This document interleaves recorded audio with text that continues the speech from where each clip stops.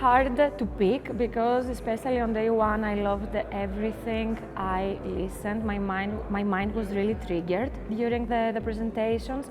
So I would say I truly loved the presentation of Eli Kultanen and also of Zinat San Mohammad.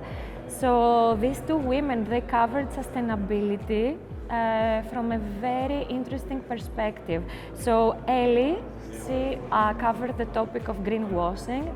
She was really provocative, and I remember a quote she gave us. She told us, "Green is just a color, it means nothing." So it made everyone in the audience really take a step back and think, what are we doing in our roles in our companies and for our industries?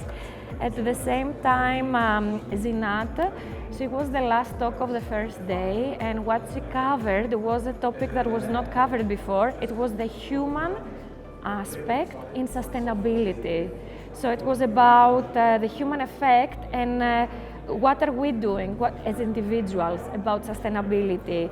And she started the presentation by saying the best way out is through, basically telling us it's not going to be easy, but we have to do it.